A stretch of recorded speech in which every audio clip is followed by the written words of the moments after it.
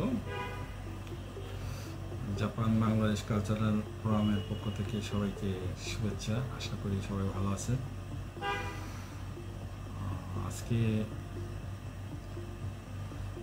এসেছি এই কথা বলতে যে আপনারা যারা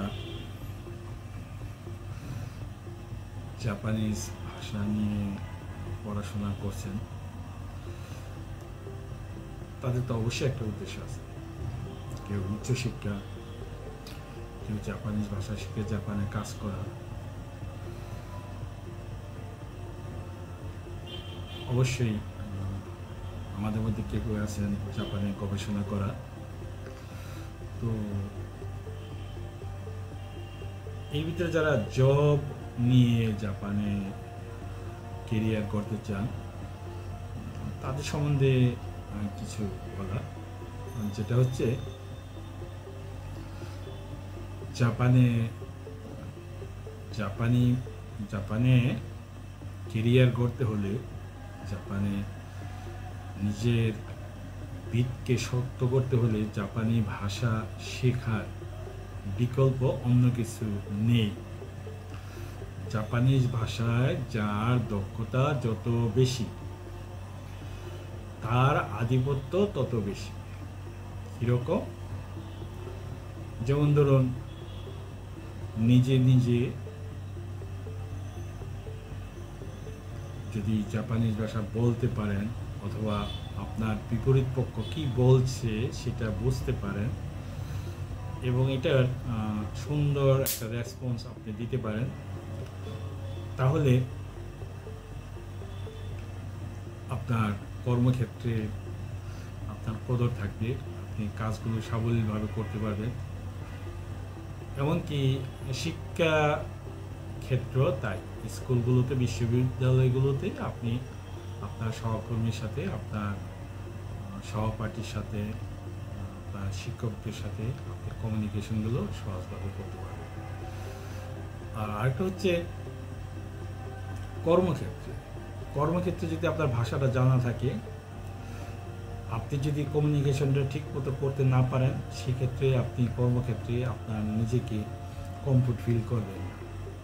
কাজেই হয়তো বলবেন যে এই কথা তো অনেক আগের থেকে শুনে আসছি, কিন্তু শুনে আসছি এক কথা, এখন ঘুরে দাঁড়ানোর সময়। এই জন্য যে এই মুহূর্তে প্রচুর বাংলাদেশি জাপানে আসছেন এবং অনেকেই ভাষার কারণে অনেক উপরে উঠে যাচ্ছেন, আবার অনেকেই ভাষার কারণে আগের অবস্থায় রয়ে গেছে, তাই না? জব ক্ষেত্রে জব পেতে কষ্ট হচ্ছে, জব পেলেও সেখানে মানিয়ে নেওয়া কষ্ট হচ্ছে এটা। আর আরেকটা জিনিস হচ্ছে যে আপনি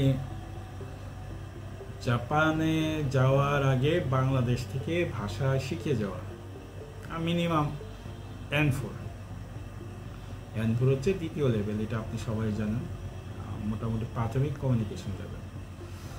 আর এই N4 পাস করলে আপনি একটা সুযোগ পাচ্ছেন, সেটা কি? সেটা হচ্ছে স্পেসিফাইড স্কিল্ড ওয়ার্কার, যেটাকে আমরা সংক্ষেপে বলি SSW, আর জাপানিজ ভাষায় যেটাকে বলে তোকুতেই গিনো। আপনার একটা নির্দিষ্ট দক্ষতা, সেই দক্ষতার উপরে আপনি পরীক্ষা দেওয়ার সুযোগ হয়েছে এবং এই পরীক্ষা পাশ করলে বাংলাদেশ থেকে আপনি জব নিয়ে জাপান যেতে পারেন। এই জবগুলোর 14টা ক্যাটাগরি ইতিমধ্যে আছে, তবে আমাদের বাংলাদেশে এটার 3টা পরীক্ষা, টেস্ট যেটাকে বলে, এটা সংগঠিত হয়ে থাকে। যেটার ভিতরে আছে প্রথমে নার্সিং কেয়ার, তারপরে আছে এগ্রিকালচার, আর তৃতীয়টা এই বছরের ফেব্রুয়ারি থেকে শুরু হয়েছে, সেটা হচ্ছে কনস্ট্রাকশন। তবে নার্সিং কেয়ারে আর কৃষিতে অনেকেই পাশ করলেও কনস্ট্রাকশনে এই মুহূর্তে আমার জানা মতে কেউ পাশ করেনি, কারণ অবশ্যই পড়াশোনার ঘাটতি, আরও পরিশ্রমের দরকার। আশা করি এই সংশ্লিষ্ট বইগুলো ভালো করে ঘেঁটে দেখে এবং বিগত দিনে যে প্রশ্নগুলো এসএসডব্লিউ হয়েছে সেইগুলো নেড়ে চেড়ে একটু আপনাকে কষ্ট করতে হবে। কষ্ট করে আপনি আশা করি পরীক্ষা দিলে পরীক্ষা পাস করতে পারবেন। আর আরেকটা হচ্ছে যে জাপানে প্রচুর এসএসডব্লিউ ক্যাটাগরিতে নার্সিং কেয়ার বলুন আর এগ্রিকালচার বলুন চাহিদা রয়েছে। চাহিদা রয়েছে যেহেতু আপনার যদি ল্যাঙ্গুয়েজ সার্টিফিকেট আর স্কিল সার্টিফিকেট থাকে তাহলে আপনি সহজেই অ্যাপ্লাই করতে পারেন। আর এটা অ্যাপ্লাই করার জন্য আপনাকে সঠিক জায়গায় যেতে হবে, সঠিক পার্সনের সাথে যোগাযোগ করতে হবে।